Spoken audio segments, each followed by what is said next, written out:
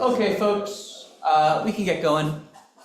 There's a little bit of AV trouble today, so forgive the slightly small screen and the lack of a microphone, but I think it's big enough for everyone to see. I'd say it's kind of just a fun lecture in any case, so we won't be looking at any tiny code up on the screen or anything like that. So as I mentioned last time, this is going to be our last lecture of the semester. Next week we'll just be in the lab working on finishing up final projects.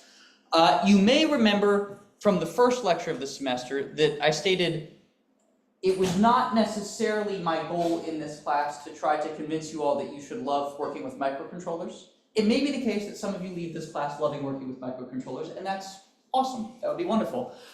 It may also be the case that some of you leave the class thinking, oh, that was kind of interesting, but not really my cup of tea, and that's great too, because we need all sorts of engineers, and so that is also a success as far as I'm concerned. But it is my goal that you would leave this class with an understanding of what it is that people do really like about these systems and what they do love about working with microcontrollers. It's a good practice to be in general. Anything that you yourself aren't necessarily a fan of or aren't in love with, it's good to try to figure out, well, what is it that people do really like about this stuff? And so to that end, I thought that I would try today, to the best of my ability, to try to articulate what it is that I really like about these systems, which is challenging. And the reason that this is challenging is, you know, if you've ever tried to explain why you love someone that you love, you'll have come to realize that that's a pretty hard thing to explain sometimes. There's a bunch of stuff that's kind of hard to put into words. And the same is true for these things that we love. It's kind of hard sometimes to explain what it is about this thing that's just so interesting. There's something about it that's just very interesting to me. But I'm going to do my best to try to explain what I think I like about them. And so this lecture it might come across as a little bit rambling or perhaps a little bit repetitive, and that's because I'm still really trying to figure out how to explain this stuff. And so, you know, to the extent that this can be a little bit conversational, I'd be very open to that. I'm going to do my best to try to explain this stuff, but I don't think it's as concise as it might eventually be, or perhaps as clear as it might eventually be, but perhaps with help from some of you, I can add some conciseness and some clarity. And so what I'd like to talk about specifically is, I want to start by talking about engineering projects in general and why I so enjoy building things and why I feel like it's important to be building things a lot. And that, you know, there's sort of two conversations to be had about that in particular. I think there's a bunch of practical and to an audience like this one, probably pretty obvious reasons to build stuff, why it's a good idea to build stuff if you're an engineer. And I want to mention those, but then I have a bunch of sort of personal reasons that I really like building things and why I specifically really like building things with the devices like those that we've been working with this semester. And I want to spend a considerable amount of time talking about that. But I thought that first of all we would just touch upon these more practical reasons that I think it's a good idea to just always be building stuff. One of the reasons that I think it's a really good idea to just be in the practice of building things all the time is you're all engineers. And I think it's important to remember that engineering is building things. And so to the extent that you want to be hired as an engineer or do a career in engineering, I think it's a wise decision to get into the practice of building things a lot. And it is my opinion, an opinion that might not be shared by some of my colleagues or might not be shared by sort of other folks in the industry. But in my opinion, I think the best evidence for your competence as an engineer is a project portfolio. A catalog of things that you yourself have designed and then gone through the process of building and then tested and perhaps deployed. I think that's a really powerful thing for communicating your practice at doing this stuff. And the reason that I think that a project portfolio is such a powerful mechanism for communicating your abilities as an engineer is, as you've all discovered, building things is really, really hard. It is really hard to build anything that works. Nothing ever just works. You've all discovered this in the lab this semester. The simplest things that seem like they should be so easy to do are tremendously difficult when you are actually doing it yourself. When you have to actually build it, nothing is ever just easy. So if you get into the practice of doing this a lot, of trying to build things, design things and build things all the time, the first thing that it does is it'll demonstrate that you're familiar with all the levels of abstraction in engineering. as I mentioned, engineering is building things, but it requires a bunch of stuff that is not necessarily building things. It often requires mathematical modeling, perhaps it requires some simulation. So there's a whole sort of series of abstractions here, and if you've gone through the process of designing and building things yourself, it illustrates that you're comfortable with all these levels of abstraction. For instance, it provides some evidence that, if you are going to seek out a job, for instance, doing, engineering design stuff, it gives some confidence that you know how to design things that can be built, which is harder than it might sound. It is perhaps infinitely easier to design things that can't be built than it is to design things that can be built. And if you're in the practice of designing and actually building things, it gives everybody some confidence that, okay, this person, if they come up with designs, probably we can actually build the stuff that they design. Right? So that's I think, really nice. The other nice thing about this, I haven't found the right word to describe exactly what it is that I'm going to explain here. I don't think credibility is exactly the right one. But what I'm alluding to here is, and this point comes largely from sort of the context in which I've done much of my engineering, which is a more sort of researchy environment. And what you'll notice in environments like this is you'll find a lot of engineering research and engineering papers that deploy simulation, which is a good idea. It's a good idea to simulate your systems before you build them for all the obvious reasons. It's a lot easier, a lot cheaper to, for instance, develop a simulation of a Mars rover instead of actually building the Mars rover and seeing if it works after you've built it, right? So obviously you want to simulate that stuff. And it's also, I think, you have applications in which you can't reasonably test the thing that you're building in the environment where it's ultimately going to be deployed. And so you better simulate that environment before you build the thing. Again, the Mars rover might be a nice example, or any other spacecraft. You're not going to go test it in space, probably. So you want to test it here on Earth with simulation. You have to be a little bit careful with simulation, in my opinion. And what I've noticed in this environment is that you can start to trick yourself a little bit in that, well, let me describe a common experience. It has been my common experience that someone will stand up to talk about their engineering work, which has taken place largely in a simulation environment. And after such a presentation, inevitably, I would bet any quantity of money, there will be someone that raises their hand and says, did you account for this in your simulation? And perhaps that person's answer is yes, or perhaps that person's answer is no. But if their answer is yes, there will inevitably be another hand raised that says, well, yes, but did you account for this in your simulation? And at some point, the answer has to be no, right? You have to, at some point, make some decision about where you're going to stop modeling and just forget about the rest, abstract the rest away. And you can have a really informed argument about where you drew that line. Doesn't matter how informed your argument is, there's going to be a handful of people in the room that fold their arms and go, well, that person didn't even account for that in their simulation, right? There's always holes to be poked. By contrast, if you go to such a presentation and the person plunks their device on the table and shows it working, everybody shuts up. There's nothing more to be said because there is no simulation present. The thing that you have built is demonstrably working in physical reality. And so, perhaps there's still, obviously there's still questions to be asked, but these fundamental questions just evaporate because you have demonstrated the thing working in physical reality. You're not modeling reality. It's actually working in reality, which is powerful.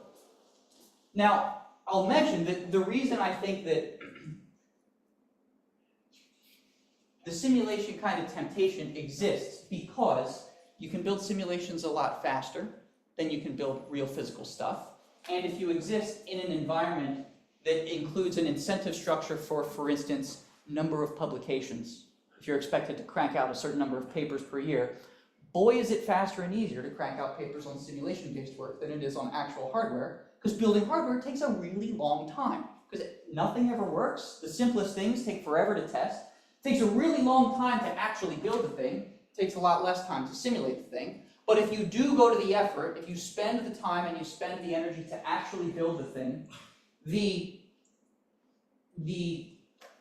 impactfulness of the presentation of that device is so great. So it costs you time, but on the other hand, it prevents a lot of argument, which I think is helpful in this environment, but this would be true in a lot of other environments as well. And furthermore, I think if you get into this practice of just building things all the time, again, it's an incredibly humbling process to build stuff because stuff doesn't work almost always. It's only at the very end of the project, perhaps instantaneously, that things come together and, oh, now it's working. But as you have all discovered, most of engineering is fixing things that don't work. That's almost all of it. Most of it is debugging, figuring out what the hell is wrong with the thing that I just built. That is a hugely humbling process, which I think is just good for you. I think it makes for good people. And furthermore, at least for me, it has radically changed the way that I observe and appreciate the constructed world around me. It's very tempting anymore because most of the technology with which we all interact on a daily basis works really darn well. Our phones work miraculously well. Our laptops work miraculously well. Essentially, all of the technology with which we interact, it's so unusual for the technology not to be working that we remember it as being particularly annoying, right? Oh my God, it's so annoying that I don't have cell phone coverage. That's weird to not have cell phone coverage because we're so used to just everything that just kind of always works all the time and we're always connected to everybody. And when you exist in a world like that, it can be easy to forget just how miraculous that is and how much pain and work went into making these things work that we use every day. If you're in the process of trying and failing to build things all the time, you start to really appreciate this stuff and really notice it. Simple things, the simple things that get overlooked all the time. Your keyboards. Oh my God, they're so reliable. Keyboards last for like years and years and years and years with you pounding on them all day, every day. That's tremendous, right? And you guys all had to get keypads to work and debounce buttons, and you realize this is not a trivial process, and that just had to work for a lab demo. Think of how much work went into the keypads on your keyboards. They work for years, you pound on them incessantly, and they just continue to work. And so this is a little bit dramatic, but you'll weep in awe of these things. It fills you with such an appreciation of this stuff that you end up otherwise just kind of overlooking. And I'll mention perhaps as just a bit of a segue into the next conversation that many of you are sort of concluding your engineering education here at Cornell, and as a consequence of your education here, you're taught a specific kind of engineering. Specifically, the flavor of engineering that is taught to you is engineering as a mechanism for solving problems. And that's the way that it should be. That's what you should learn at a place like this for a couple of reasons. One is, once you learn to become an engineer, you assume this tremendous power, which is the ability to change the world in a material way. That's a really that is not something to be taken lightly. That's a big responsibility. And with that newfound power, after having learned how to do engineering, it is, in my view, your obligation to society to make sure that you're changing the world for the better. Right? It's you all with the ability to make material changes to the world, and it is on you to make sure that you are making those changes in a positive fashion. That implies a couple of things. One of the things that it implies is that you are thoughtfully deciding what should be built. And so that's a big part of this curriculum. That includes some ethics questions, but what I'm getting at more specifically is like requirements, right? Which you all would have been exposed to as a part of your curriculum here. Before we start building this stuff, there's a very thorough process at essentially any big engineering place by which you very clearly articulate, here's what the thing that we're going to build has to do.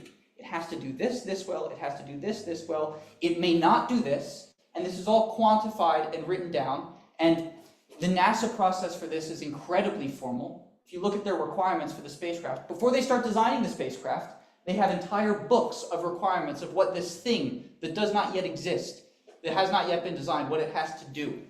And then from those requirements, they figure out, all right, what's a design that satisfies all of these? So that's part of this, right? You have to make sure that you are actually designing things thoughtfully. And then once you've got the thing built, there's a whole additional process by which you make sure that the thing you built is the thing that you wanted to build.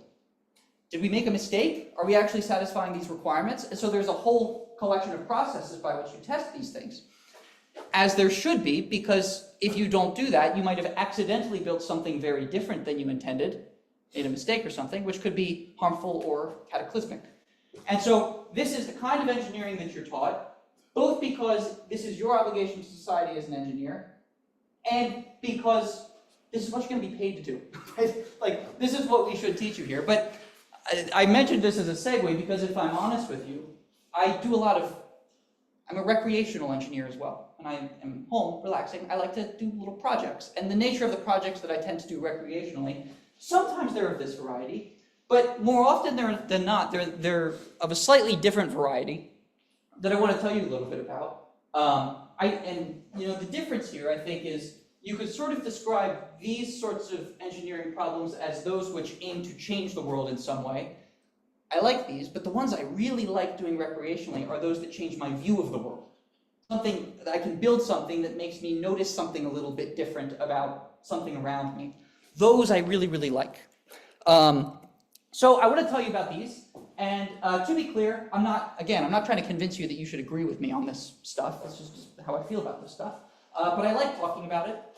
And furthermore, I want to tell you about it because I started doing this kind of stuff in like grad school, and since I started sort of discovering this kind of engineering, I've been very glad that I did.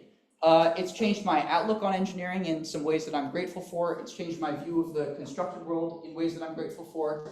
It's changed my view of the natural world in ways that I'm actually kind of grateful for. And so I want to tell you about it for that reason, and it's just fun to talk about. So I thought I'd tell you about that as well. So why do I like engineering? Well, I have begun recreationally to think about engineering in much the way that I now sort of think about reading. And what I mean by that is we all went through a phase in our lives in which we were learning to read. And so the things that we were reading those things for the express purpose of getting better at the skill of reading. None of us read like Hop on Pop because of the literature that it contained, right? The point of that book was like to get better at reading, right? And so there's a whole category of these books where the whole point of the book is just to get better at the skill of reading. But then there's some fuzzy boundary point at which point you transition from reading books to get better at reading to instead read the books to get the information out of the book. You're reading a book about birds because you want to learn about birds, or you're reading some story because you want to hear about the story. You're reading about history because you want to learn about history. In the process of doing that, you're getting better at reading still. The act of doing that, of reading that book, is making you a better reader, but that's not why you're doing it necessarily. You're doing it because of the information that it offers you. And I've started to think about engineering in sort of much the same way. We can use engineering not just as a mechanism for like solving problems, but we can also use it as a mechanism for learning about other things. And this is something that inevitably leaks into classes like this. You could probably guess, based on the laboratory assignments in this class, for instance, that I'm really interested in birds and I like bioacoustics. I just think they're interesting. And so if you're interested in such things, the media by which you can learn about that stuff include books and documentaries and podcasts and perhaps, some other things. Or you could build something. And it's through the act of building that thing that you actually learn about the thing that you're interested in learning about. In the process, you become a better engineer, but that's not necessarily the point. The point is kind of just to learn about this interesting thing. The reason that I've really come to love engineering as this mechanism is I have found that for essentially everything that you attempt to investigate with engineering, it has always given me a different view of that thing than I would have gotten from reading or from books or from anything else, because you're interacting with it in a much, much different way. The bird songs is an example. There's lots of literature about bird songs and interesting things to consume about bird songs, but when you make a bird song synth with an engineering background, you start to think, oh my God, this is a whole lot like radio transmissions. This is kind of like code division multiple access. So like you make these connections to the engineering part of your brain that it's hard to form those connections unless you're actually building stuff to investigate these things. So that's interesting. History too, if you are interested, for instance, in the code breaking in World War II, which is just fascinating, right? A cool way to learn about that is build Enigma machines, build those enciphering machines, and then take 5760 and try to build a Bomba machine to crack your Enigma machine. That's so interesting because these questions of history, they often involve really interesting minds. Like in the case of the Enigma machine, this is what Alan Turing was trying to crack. Like this was occupying his full consciousness for like those years at Bletchley Park, which you can read about. But if you actually build the thing that he was thinking about, it is such a cool way to interact with these historical minds. It gives you a totally different insight into what they were thinking about and how they approach this problem solving than you get from a lot of these other media. You only get it through building stuff. Likewise with art, likewise with essentially everything, you gain a different kind of appreciation of this stuff.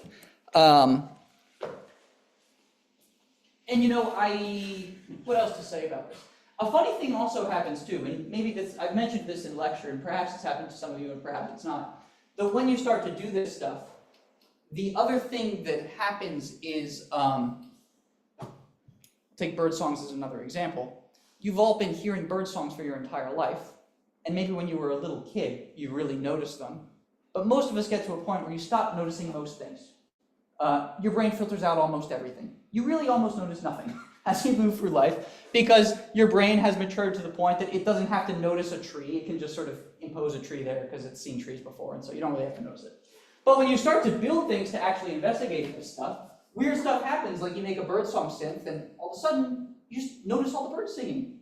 And so it has had a radical effect on just my daily experience because it has made available to my consciousness this stuff that my brain has been filtering away without my knowledge that was even happening, right? So the more you do this, the more, the world just kind of opens up and you start to see things that were always there but that you were never noticing. And I'm not sure that this is a claim that requires any defense. It's rare that every now and then, right, I'll talk about this kind of thing with folks, and every now and then you'll encounter a personality or a philosophy that interprets a variety of interests as somehow being a lack of commitment to your area of specialty, which is frustrating. But you do encounter these people. I think this is a consequence of a bunch of different things. Many years ago, it used to be the case that if you were trying to become, a person that was working at the frontier of, say, engineering, you would go and you'd get an education, you'd sort of be walking this path towards the frontier of engineering, but as you were walking, you could just look over and it was really easy to see the nearby paths associated with like neurobiology. You're like, oh, those folks are working on some really related stuff, like right there, or like ornithology or oceanography or all these places where, yeah, what we're working on is a little bit different, but the amount of cross-pollination is tremendous. As that frontier's gotten farther away, a consequence of that is there's a lot more specialization now. What that effectively means is like the walls between your path and the adjacent paths are really high. And so if you're trying to get to the frontier of engineering, it's a lot harder than it used to be to notice the similarities about what you're doing compared to what our colleagues like right across campus are doing in neurobiology or in any other of these fields. Which is a bummer. Because in fact, it's my view that I think having a diversity of interest in precise contrast to indicating a lack of commitment to your area of specialty, I think it makes you better at what you're doing to have a diversity of interests and to explore that diversity of interests by way of your specialty. And again, I'm not certain that this is a point that really needs defense, but it's fun to defend, so I'm going to defend it. And I can offer you some my favorite historical example of this. I have an absolute fascination with Leonardo da Vinci. Some of you may have noticed that on all the lab write-ups there's been an optional book club option. I'm not sure if anybody has taken me up on that optional book club, but the book club book for this year was Walter Isaacson's biography of Leonardo da Vinci. The reason I chose that, and in fact, if you were keeping pace with it, you would be finishing the book right at the start of final projects, is because I have this hypothesis that reading that book would have a radical effect on the final project that you do. I just feel like it would. But I'm really fascinated with Da Vinci for a whole bunch of reasons. But one of the primary ones is this was one of the most distracted human beings that ever existed. You cannot find a more distracted person. And there's a quote in this book about Da Vinci. There is, of course, a whole chapter about the Mona Lisa, his most famous piece of art, which, by the way, it's one of these things that's become its own meme. It's now famous for being famous. It became famous because it is legitimately a masterpiece. There's like whole books about all the sort of interesting and genius things about this painting that made it as famous as it is. Now it's famous for being famous, but it became famous because it's a masterpiece.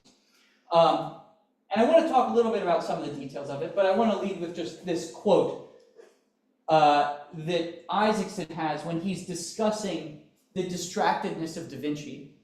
And he says, "What about all the scholars and critics over the years who despaired that Leonardo squandered too much time immersed in studying optics and anatomy and the patterns of the cosmos? The Mona Lisa answers them with a smile."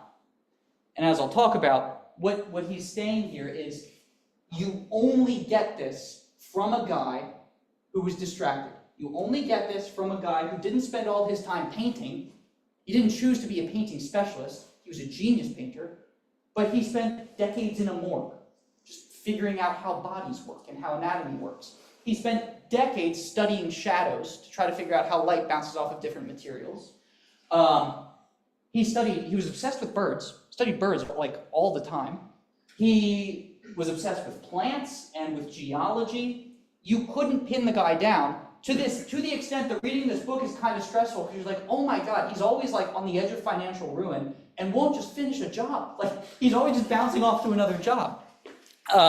So he has, famously thousands and thousands and thousands and thousands of pages of notebooks. The notebooks are the greatest testament to human curiosity, I think, that have ever been generated. You flip through them and a single page contains his, at the time, completely earth-shattering investigations of 5 different fields. It's unbelievable. And one of the reasons that I really like him so much, and I'm paraphrasing Isaacson here, is it's fascinating to learn about geniuses, but a lot of the geniuses that we learn about they're fascinating to learn about because it's just sort of delightful to learn that the spectrum of human intelligence goes that far that way. You read about John von Neumann and you're just like, God damn, that's a cool brain. I can't really relate to that. I don't know how to take anything that I learned necessarily about John von Neumann and have that affect the way that I go about my life. Da Vinci is completely different. Da Vinci is the most relatable genius that has ever existed, in my view, because what made him an anomaly was just curiosity. He was just better at noticing things than other people. He never grew out of that phase of life where he would just sit and watch swirls in water for a whole day to try to understand the patterns that were forming. That's actually you can learn from that. You can try to emulate that a little bit, a little bit of that practice. And it was a practice that he tried to develop, was noticing things. So these are just a few snippets from his notebooks. Like I said, there's thousands of them. These are just a few that I kind of like, and I included them for a few reasons. This one study of neck anatomy, I included this one because Da Vinci has one of his paintings. Let me show you a picture of it. St. Jerome in the Wilderness. This painting of St. Jerome in the Wilderness. There's some neck anatomy there. What's kind of fascinating is they went back and did technical studies of this painting, and what they realized is he painted it in some year, I can't remember when, and then 30 years later, he came back and corrected the neck because he had spent years in the morgue dissecting necks, and he learned that he had misunderstood how the musculature works at the neck, that in fact, that muscle there split into 2 at the bottom. So 30 years later, he went back and touched up the painting to get that anatomy right. It's unbelievable. Some other examples here. This is another one of his cadaver studies. This is from a collection of notebook pages called The Centurion. The Centurion was a man who had lived to 100, which was unusual. And he interacted with Da Vinci and allowed for Da Vinci to dissect him after his death. So he was dissecting him, particularly the area around the mouth, because he was trying to understand how does a smile form? What is the musculature that makes the smile form so that I can paint this better? And if you squint really closely, up at the very top there, you'll see a little pencil sketch of a smile. These studies preceded the Mona Lisa. And if you overlay that smile on the Mona Lisa, most people think that this was the beginning, that this was the seed of the thought, that he started thinking really carefully about the smile. There's tons of studies here of optics, particularly shadow. Da Vinci is famous for his mastery of shadow. If you look at any of his paintings, what you will notice is there are no lines in them. None. Everything is shadow and light. Chiaroscuro was the name of the technique that he developed for this. Other things to point out. I included this just as a point of interest. There's nothing particularly interesting on this notebook, or this page, except that these triangles here, he spent his whole life working on a geometric puzzle called squaring the circle, trying to turn one shape into another shape, preserving area. Like a huge amount of bandwidth, actually. And it's funny to hear Isaacson talk about it, because he's like, yeah, everyone's like, the art historians are like, God damn, why did Da Vinci spend so much time on this stupid geometry puzzle? But it was important to him, so he spent years and years and tons of bandwidth trying to figure this thing out. What's remarkable about this page is this is the last page that he ever wrote. A lifetime of notebooks, thousands and thousands of pages. It concludes with this page. He is, for the 10,000th time, trying to figure out this geometry puzzle, and he's going through a proof. If you translate this, at the very end, he just wraps it up with an etc. And then the last line that he writes in his whole life is, but anyway, the soup's getting cold. Closed the book and went and had some soup. So the point here is, if we think about the Mona Lisa, and I want to point out some of the interesting things about the Mona Lisa, but the argument is, you only get that from this guy. And so we can be bummed out that we only have a handful of paintings of Da Vinci, and it is a bummer, because they're awesome.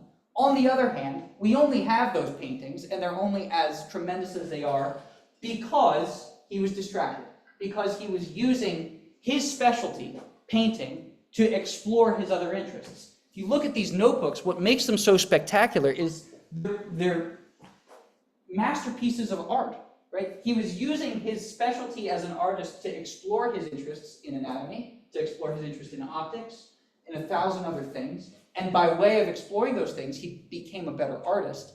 And furthermore, he learned stuff that then improved his paintings. So just for example, the most famous thing about the Mona Lisa is the smile. The reason that the smile is so famous is you can't catch it. What I mean is, depending where you look at Mona Lisa's face, the expression changes. If you look, it's a little bit perhaps hard to see on the screen, but if you look into her eyes, the expression looks kind of positive, like there's a little smirk perhaps. I actually think when I look right at her cheekbone, that's the place where if I look there, the expression appears most happy to me, as if there's a smile occurring. But if you look at her mouth, the smile disappears. This was intentional, and this was a consequence of his study of perception. One of the things that Da Vinci studied is, what is the size of the area that the human eye can focus on with detail? And then surrounding that area, what does the eye do? And what he discovered is there's a rather small area where you get all the detail of the picture, and then around that, your eye basically low passes it. Gets rid of all the high frequency stuff, and you're just left with the light and the shadow. And so what he did is, in the detail of the eyes and in the detail of the mouth, there isn't a smile. So if you look right at the mouth, that smile disappears. But if you pay careful attention to the subtle shadow around the eyes, it kind of lifts up, and the shadow around the mouth, which kind of lifts up again, the consequence of that is when you look away and your brain low passes that, in the shadow that emerges, a smile appears. It might be hard to see on the screen because he painted it with the intention of the person being a certain distance away, and so for the illusion to work best, you have to be a certain distance away. But you can kind of sort of see it if you actually digitally low pass the whole image, and you can see some of these expressions emerge. Some other just fascinating things about this, again, consequences of his distraction. He was obsessed with capturing moments. He wanted for there to be motion in his images, and for his images to stop that motion at a freeze frame, but sort of retain the dynamism of what was going on. So what's actually happening in this picture, age has made this much darker than it used to be. So we've lost some of the details around here. By the way, there's a whole very lively debate as to whether or not this should be restored, or has it become so iconic in its slightly decayed state that that would be a sin. Different opinions. In any case, it's hard to see because some of the detail down here is lost, but she is in fact seated in a chair. And she has just turned her head from facing that way to facing this way. And if you notice the direction of light in this picture, the light is coming from kind of back there. So what that implies is she has just turned her head from an orientation where there would have been more light on her right eye than on her left eye, and so the right eye's pupil should be less dilated. This is how obsessive Da Vinci was, is that it is meaningful that it's not. That pupil is more dilated than it should be given the direction that she was just looking and the position of the sun in this picture. So what does that mean? In his other paintings, he's always got the pupil dilation just right. There's two theories about this. One of the theories is this is actually a person, Lisa del Giocondo. This is a portrait of a person that existed that he sat and painted. Something like 20% of people have asymmetric pupils. Maybe she was one of those people, right? And this is just a true-to-life picture of what her eyes look like. The other possibility, which I think is just delightful, is, again, Da Vinci obsessively studied human anatomy. One of the things that he studied were the conditions under which pupils dilate. One of the things that he knew is your pupils dilate when you go from light to dark. They also dilate when you see someone that you love or that you're happy to see. And so it could be the case that what he's communicating is she's just turned and seen us and is happy to see us. And the subtle way that he's communicating that is by making that pupil slightly more dilated than it's supposed to be. It's crazy. But he's so detail-oriented and so obsessive that that's actually meaningful to notice in his paintings. There's nothing in these that isn't intentional. Yeah, the smile's amazing. And there's more examples. If you poke around, there's a gajillion examples of these distracted people who, because of their distraction and because they explored their various interests by way of their domain of specialty, changed the world in incredible ways. Da Vinci is an amazing example. Claude Shannon's another sort of hero of mine, and in many ways, in my view, kind of a modern reincarnation of Da Vinci. You all have heard of Claude Shannon. He created digital computers, right? Does anyone know, after Claude Shannon created digital computers, what were the final papers of his life all about? Anybody know? Juggling. Just really liked it. And so he was a guy that couldn't be pinned down. He would bounce from interest to interest to interest. He invented modern computing. He then went on and very famously invented some of the first examples of like AI systems. Mice that would find their way through mazes, robotic mice that would find their way through mazes and stuff. But here too, there's another great book about Claude Shannon, A Mind at Play. There's a similar quote in it. Wish away the dilettante, who spent the bulk of his later life on chess, machines, and juggling, and you'd also wish away the curious genius who invented information. It came, all of it, from the same place. But not distractions. So, again, I mentioned this is slightly rambling, so I'm saying the same thing multiple times. I think of these engineering projects as filter removers. Most of what your brain does is filter away information. You do some of these engineering projects, and you just remove that filter. And what's delightful about this is I particularly like when a filter gets removed from the natural world. And the analogy that I often have in my mind associated with this is nature's really interesting in that nature is not purely chaotic. It's predictable in some sense. That's why we can land stuff on the moon. Pretty darn good understanding of cause and effect to be able to do that. But it's not totally predictable. There's surprises, and if you go out beyond a certain time horizon, particularly in some pockets of nature, it's very hard to know or impossible to know what's going to happen. That's very analogous to me to music. A really good piece of music is not unpredictable. If the music were totally unpredictable, it would just be a random collection of notes, not be very pleasant to listen to. But it has surprises. There's some chaos in there, and that's what keeps you interested in, is you have a suspicion of where it's going, and then when it changes, that tends to be kind of a moment that you notice in that song. And so I like to think about all these places in nature that my consciousness is filtering away from me as being little sources of music. There's a little interplay of order and chaos there that I am not privy to. But you do an engineering project that removes that filter, and you get to hear the music associated with that little part of nature, which is just a delight. You don't get to know every note, right? You might spend your whole life studying some pocket of nature, and that person that spends their career doing that, they know every note of the song being played in that part of that animal's brain or whatever it is. We don't get that with these projects, but you get to hear the music, and that feels like a very meaningful activity to me. And so I love these projects because they reveal, this stuff that's otherwise hidden. So that's a longer than I intended summary of why I like engineering projects. Why embedded systems? Why microcontrollers specifically? Because everything I've said so far really applies to all kinds of engineering. And I've played around in a bunch of varieties of engineering, but I love microcontrollers specifically. And there's a few reasons for this. They have some properties that I really like as compared to some other brands of engineering. The first of these is, much like art for Da Vinci, they're amazing vehicles to these other fields. If you're a specialist in embedded systems engineering, you can wander into basically any lab and say, here's sort of the competence that I bring. Is there anything I can help you with? And almost always the answer is, yeah, sure. That is not a property of everything. If you were instead a specialist in like nuclear engineering, it's hard to necessarily figure out how you might help out, I don't know, an ornithologist. Maybe you could, but it's not obvious. So they're awesome in that they're vehicles that you can hop on and just ride to all kinds of interesting places. I love them for the constraints. And this is something you've all been exposed to in this class. You only have so much memory. You can only do 4-bit color. You only have so many cycles. You only have so much power.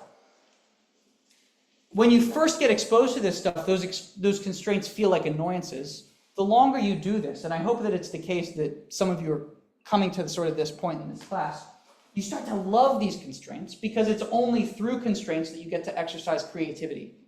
And so because these systems are so constrained, one of the things that implies is you gotta know what you're doing. You can't afford to be sloppy with, for instance, your arithmetic in your physics simulation of a Galton board ball or something, because you just don't have the cycles to spend to be sloppy. You don't have the resources to be sloppy. You have to understand the problem you're solving deeply. And furthermore, it's through these constraints that you get to exercise creative solutions. And this is slightly dramatic, but it is actually the truth. In my high school, we read a little bit of Shakespeare plays. I think most schools in America do that. And we read some Dante, we read the Inferno. And I was baffled through high school as to why people like this, the greatest storytellers that history has ever generated, why would they write in poetry? If you're the greatest storyteller ever, or one of them, why would you not just write in prose? Like, why constrain yourself? Why not just exercise to the greatest extent your ability to tell stories? I wouldn't dare to speak for these people, but I have this suspicion that they imposed constraints upon themselves so that they could exercise creativity. And so they said, I am going to enforce, I only get a certain amount of syllables per line. This line must rhyme with this line. They constrained their language so tightly so that they could be creative. Without those constraints, you don't get the creativity. The same, I think, is true of these microcontroller systems. I really like the amount of complexity that these systems offer. These are complicated devices. The RP2040 that we're using, its data sheet is what? 600 pages or 700 pages? That's a fat book. But it's a book, right? And with enough time, you can internalize a lot of that book, and even if it's not at your fingertips, you can become comfortable enough with the device and with the documentation for the device that you know how to sort of figure things out about it to a pretty darn deep level. That is to say, any of the systems that we build in this class, or that you might build out of these systems, or these devices, it's usually the case that you can hold most of it in your head. That's not a property of a lot of engineered systems. It's not a property of some of my favorite engineered systems that have ever been built. Saturn V rocket, one of the coolest machines humans ever made. There does not now, nor has there ever been, a single person who understands in totality how that machine works. It was built by a bunch of people, all of whom have specialties, and who agreed very carefully about the interfaces between their specialties, so that they could build a device that's more complicated than any one of them could build, and that none of them individually understand, but that works. That's miraculous, and it's made a lot of the machines that we interact with on a daily basis. Your computers are examples, your phones are examples, many of your cars are examples. And so that's awesome. But I just find it delightful to be able to have a system and to be able to understand it pretty darn well, right? Most of the piece, down to a certain level of abstraction. You could, of course, go deeper than our data sheet goes, down into the computer architecture level, obviously, and it gets much more complicated. But if you stay to sort of the level of abstraction where we live in this class, get a really good understanding of what you've built and all the pieces of it. more practically, I really like these systems because you can be a novice in them and not kill yourself. So you can have a little desk in your apartment in which you're tinkering with microcontrollers and little sensors and actuators and stuff. And if you make a mistake, probably it's the case that the most severe consequences, you're going to like burn your fingers on a transistor or something like that. Of course, you can find corner cases where, you know, more horrible things happen. But usually the stakes are pretty low in terms of bodily harm. That is not true of every field of engineering. If you want to go home and experiment in really high power electronics, don't do that. Right? If you make a mistake, you'll hurt yourself tremendously, or you'll burn your building down or something. With these, we can do this kind of exploratory engineering because the stakes in terms of potential bodily harm are rather low. The other thing I love about these things is I really love the natural world, and I really love computers. And the cool thing about these embedded systems is almost always they sit right on that boundary. Almost always there's one half of your system that communicates with nature. Perhaps it's by way of sensors that's sucking information in from nature. Perhaps it's by way of motors or actuators that are changing the physics of things around you. But almost always, one side of your device faces out towards physical reality, and the other side of your device faces in towards the computational world. I like being on that boundary, and I like the view of both of those worlds that embedded systems in particular offers. I like it that our view of the computational world is so constrained, because it makes us think about what computing is, and it makes us think about our problems very deeply.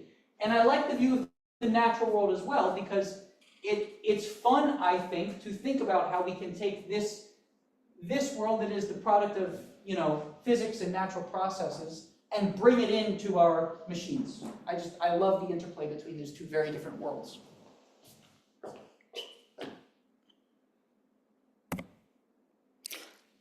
And I'm essentially out of time, so I'll conclude with, you know, something we've talked about before. How do you, if you want to do this sort of exploratory engineering, you know, something I like to do is I make a list of everything I'm interested in or curious about. I don't know, art, Da Vinci, whatever, talk about those final projects. And then I try to figure out something that allows for me to explore that interest by way of building something. And almost always you can find a way to do this. And in the event that you can't, talk to your friends, talk to me, and we can brainstorm it together. Almost always with these embedded systems, there's a way that you can figure out something to build that helps you learn about that thing. And then, like reading, you're going to get better at engineering the process. And as a consequence, you get a really interesting view of this thing that you're curious about. And so I'll wrap up for the semester with just a few thoughts. Though I'm not trying to convince you to love microcontrollers, I do hope that you love engineering in general. And I also hope that it's one thing on a long list of things that you love, because it's good to be interested in lots and lots and lots of things. It's good for you and it's productive. It's not distraction. And I hope that you use engineering to explore all the other stuff on your list, because it's fun. I hope, too, that you've gained an understanding of how hard it is to make stuff that works. And I hope that with that understanding of how hard it is to build stuff that works, your view of the constructed world is perhaps a little bit different. I hope you notice things that perhaps you've overlooked in the past and appreciate the amount of work that went into getting this thing to work as well as it now works. You will leave here with the ability to build things. You know, you have the ability to now change the world in a material way. I hope that you're very thoughtful about making sure that you're doing so for the better. And I hope that as you become professional engineers, that you remain recreational engineers as well. And so please go do engineering to solve problems and to change the world in meaningful ways. Please also consider continuing to do engineering that changes your view of the world and that uses it as a mechanism for exploring a gajillion other interesting things about the natural and constructed worlds. This has been a pleasure. I'm super excited to see all of the final projects that I haven't yet seen. I'll see those next week. Thank you all for a really, really great semester. That's all.